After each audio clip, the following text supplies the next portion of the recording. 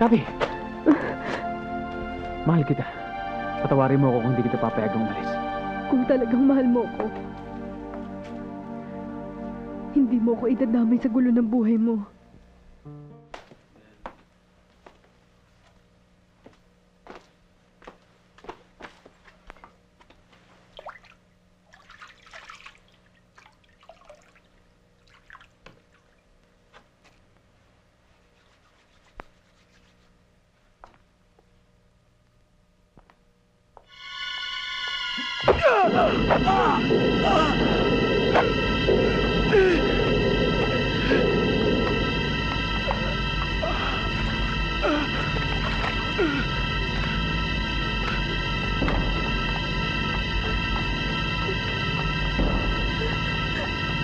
Dito.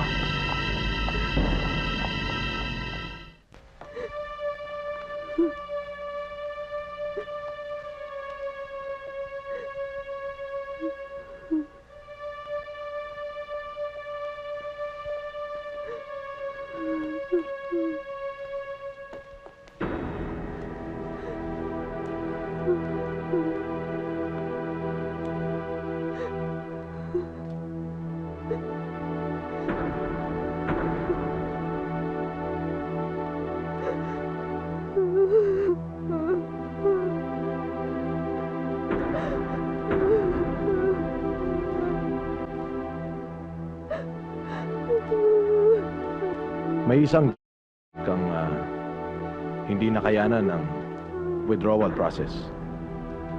Nasira ang ulo. Nakakuha ng patalim. Nagurumentado. Maraming nadali. Pero bayaw mo lang ang napuruhan.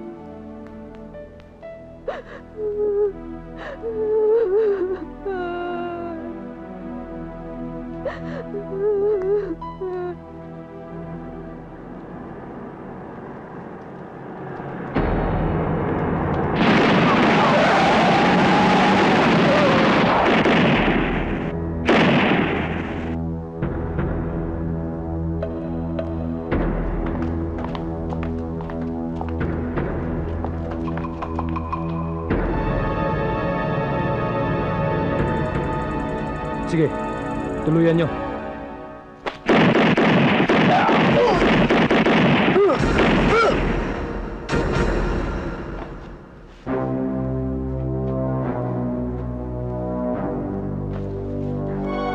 Tama na.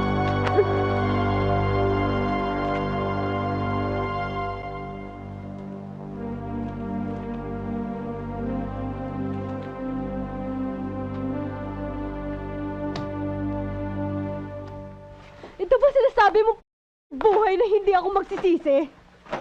Wala akong nabalita ang mabuti kundi puro gulo sa buhay mo. Hindi naman ako lumalapit sa gulo. Ang gulo lumalapit sa akin. Ano ka ba? Nagkamali ako. Nagpakasal ako na hindi ko man lang alam kung anong klaseng tao ka. Hindi naman natin maiiwasan ng ganong klaseng sitwasyon, Kathy. Natural lang naman sa buhay ng mag-asawa yung problema eh. Nakakabit na talaga yun. Yung iba nga dyan, nagkakahiwalay pa eh. Talagang iiwanan kita. Kathy, At aalis ako rito sa impyernong bahay na ito. Kathy, sandali! Kathy! Mahal kita. Patawarin mo ako kung hindi kita papayagang umalis. Kung talagang mahal mo ko, hindi mo ko idadamay sa gulo ng buhay mo. At kung talagang mahal mo ko, papabayaan mo kong umalis dito.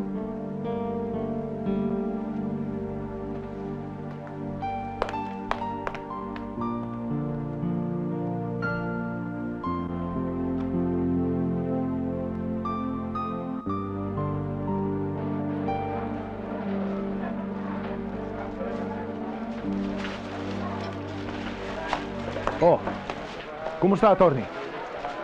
Ano na nangyari sa kaso ko? Mga taga-Department of Justice. Mga buwala. Kaya hindi na tumino ang batas natin dito eh. Pagkatapos silang tanggapin yung milyones na ibinigay ko para ayusin ang maaga mong paglaya, wala rin nangyari. Pinaasa lang nila ako. Ang ibig mong sabihin ay mabubulok na lang ako dito sa bilangguan? Huwag ka mag-alala. Itatakas kita dito. Ikaw mismo?